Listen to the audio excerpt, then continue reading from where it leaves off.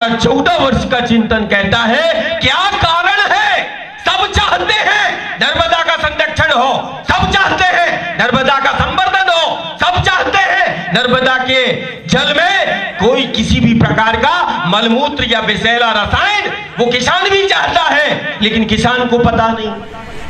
वो गांव नगर भी चाहता है कि किसी भी सूरत पर नर्मदा का जल में कोई विषाक्तता न हो। उसके बाद यदि नगर मलमूत्र को मिला रहा है तो 60% उद्गम से लेके भरूच तक 60% किसान जो है इतना विषैला रासायनिक खेती करके जहां एक तरफ मिट्टी को बंजर कर रहा है, वहीं दूसरी तरफ उस अमृत में सबसे घातक जहर मिलाने का काम अप्रत्यक्ष रूप से वो नर्मदा के किनारे चल रहा है। और वही फिर मठ में आकर गुरु गोविंद के द्वार पर आकर वही घर बोलता है कि जो मैंने कभी नहीं देखा वो मेरे घर और गांव में ऐसी बीमारियां हम देख रहे हैं। अन्न में विष घोलने वाले हम, मिट्टी को बंजर करने वाले हम, नर्मदा के जल में असर किसको दोष रखेंगे? सरकार पर, शासन पर, प्रशासन पर? नहीं, ये आरोप और प्रत्यारोप बंद करना होंगे। हमें अपने दायित्व को समझना पड़ेगा। गांव और नगर को ये योजना तैयार करना पड़ेगी।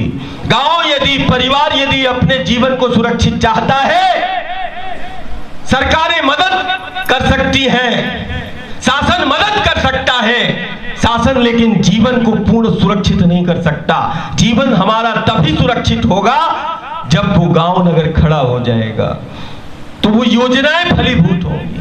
आरोप और प्रत्यारोप नहीं कि ये स्थिति का दोषी कौन है, तो इस स्थिति का दोषी हम ही है, गांव है, नगर है। और जिस दिन गांव और नगर को हमने खड़ा कर लिया, ये पाठशाला, ये कार्यशाला, ये सार्थक हो जाएगी। मैं कभी कभी बोलता हूं कि चलो अन्न नहीं तुम्हारे घर से मिल रहा है, तुम्हारे हाथ से पानी तो मिल जाए, कारण पीढ़ियों को पानी के लिए न तरस जाएगा। ये दौर आने वाला है कि एक एक बूंद की कीमत। आज एक तरफ हम पानी पानी देख रहे हैं, ये पानी जीवन का नहीं देख रहे, ये पानी तबाही का देख रहे हैं।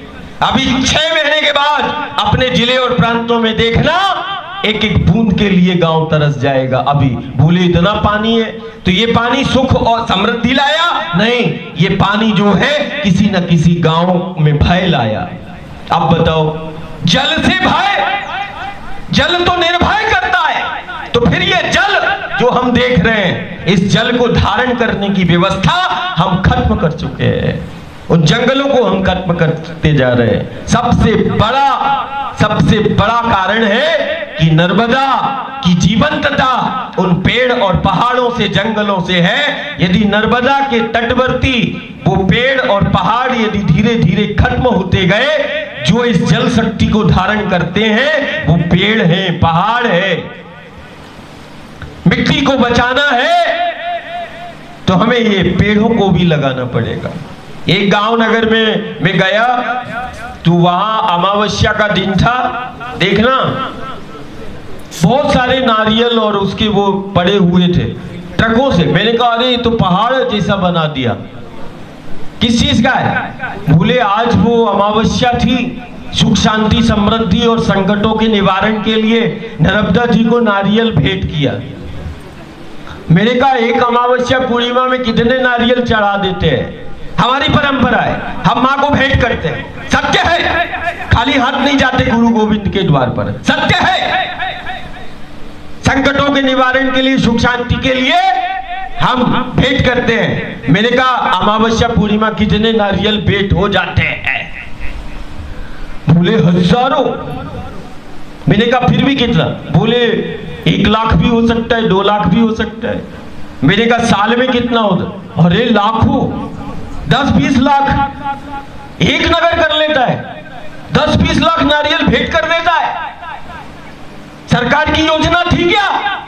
शासन की योजना थी क्या? मैंने उसको बोला ये शासन की योजना है, 10 से 20 लाख नारियल। बोले नहीं, ये तो हमारा स्वयं का है, सुख शांति समृद्धि के लिए, संकटों के निवारण के लिए। हमारी परंपरा है, हम मैया को भेंट करते। मैंने कहा साल में कितना हो जाता है सुख शांति के लिए, समृद्धि के लिए, संकटों के लिए? 10 से 10 लाख नारियल बोले। ऐसे ही समाज बैठा हुआ था एक नगर में। मैंने कहा जब एक नगर 10 लाख नारियल भेंट कर सकता है सुख शांति समृद्धि के लिए, संकटों के